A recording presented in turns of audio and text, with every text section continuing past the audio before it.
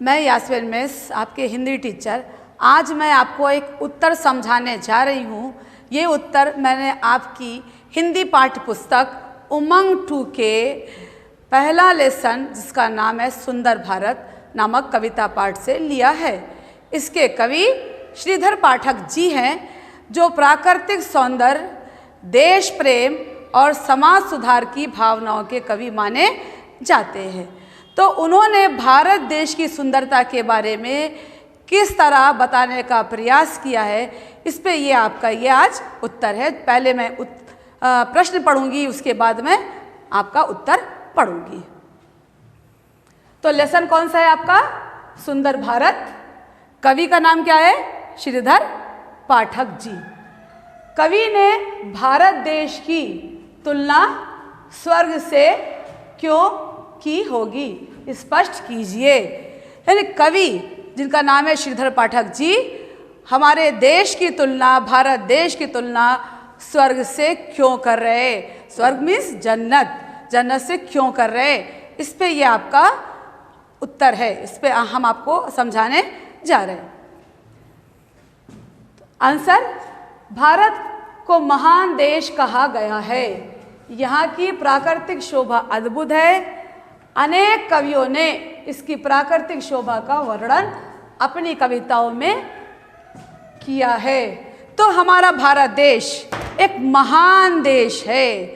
खाली श्रीधर पाठक जी नहीं, दूसरे कवियों ने भी भारत देश की सुंदरता को बताने का प्रयास किया है।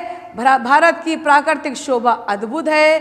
भारत में बहुत सारे प्राकृतिक प्रदेश पाए जाते हैं। कहीं पे आपको माउंटेन्स देखने को मिलेगा, कहीं पे आपको पठार, कहीं पे आपको पहाड़, कहीं पे समुद्री इलाके।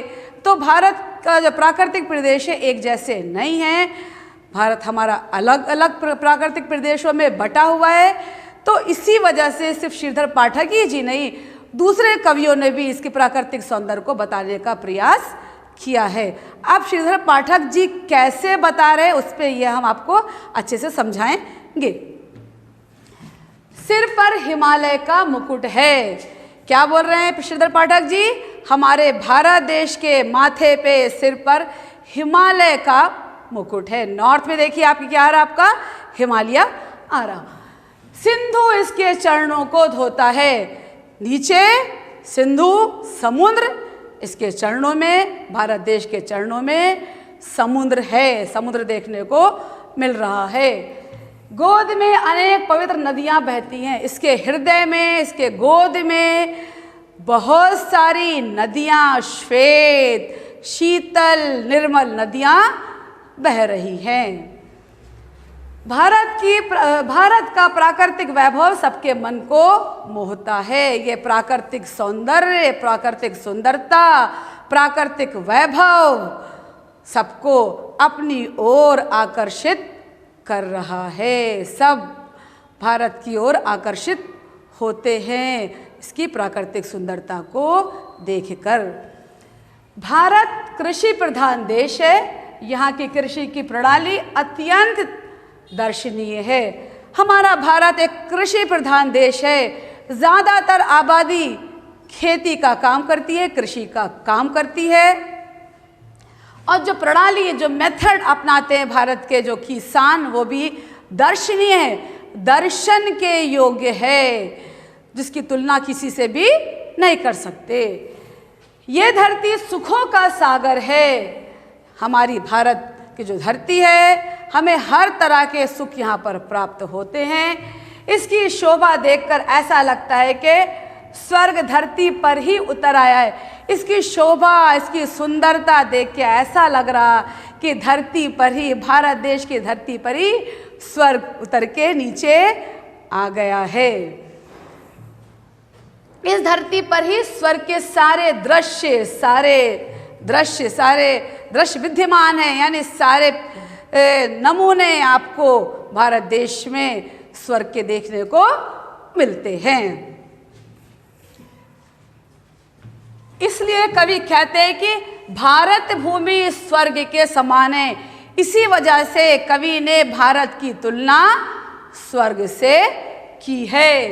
यहाँ सुखों का सागर है, यहाँ के लोगों के स्वभाव में सज्जनता है। भारत सुखों का सागर है, भारतवासी स्वभाव से निर्मल, सज्जन, मिलजुल कर प्रेम भाव से रहने वाले लोग हैं। भारतीय हमेशा दूसरे के बारे में फिक्र करते, दूसरों के से मिलजुल कर मोहब्बत से जीवन यापन करते हैं। अपने अपने धर्म एवं मत को मानने की स्वतंत्रता है। यहाँ पर हर मजहब के लोग, हिंदू, मुसलमान, सिख, ईसाई, अलग अलग धर्म के लोग अपने अपने धर्म के अनुसार जीवन व्यतीत कर रहे हैं। हमारी भारत माता किसी को रोकती नहीं है, किसी को रुकावट नहीं देती। जैसे माँ अपने बच्चे को, अलग अलग बच्चों को अपने गोदी में समा लेती है, वैसे ही यहाँ पर हर धर्म के लोग बहुत अच्छे अंदाज से जीवन यापन कर रहे हैं, इनको कोई भी रोक टोक नहीं है। हम इसकी बार बार वंदना करते हैं, इसी वजह से कवि इसकी बार बार वंदना करते हैं, क्योंकि भारत एक माँ के समान है जो हर बच्चे को अपने समान देख रेख करता है। कवि इसका गुणगान बार बार करते हैं। भारत एक न्याय प्रिय देश है, यहाँ सबके साथ न्याय होता है। यहाँ सबके साथ, एक भारत कैसा देश है? न्याय प्रिय, न्याय। यहाँ पर हर व्यक्ति निडर बेखौफ जीवन गुजार रहा है। किसी को डर नहीं कि हम ये धर्म के हैं तो हमें रुकावट होगी, ऐसा कुछ भी नहीं है। यहाँ गुजराती भी हैं, मराठी भी हैं, अलग अलग स्टेट्स के लोग अपने हिसाब से जीवन यापन कर रहे हैं और भारत सबके साथ न्याय कर रहा है, सबको एक ही दृष्टि से देख रहा है। तो भारत न्याय प्रिय देश है, सबके साथ न्याय होता है, सबके साथ इंसाफ होता है, सबके साथ जस्टिस होता है। तो हर दृष्टि से, चाहे यहाँ का प्राकृतिक प्रदेश ले लीजिए, चाहे यहाँ की कृषि के प्रणाली लीजिए, चाहे यहाँ के अलग अलग धर्म को मानने वाले लोग लीजिए, चाहे यहाँ की सज्जनता लीजिए और चाहे यहाँ की निडरता लीजिए, हर तरह से भारत देश महान देश है। यही कारण है कि कवि ने भारत देश की तुलना, इसी वजह से कवि ने भारत देश की तुलना स्वर्ग से की है। ऐसा दिख रहा है कि भारत देश की धरती पर ही स्वर्ग उतर आया है।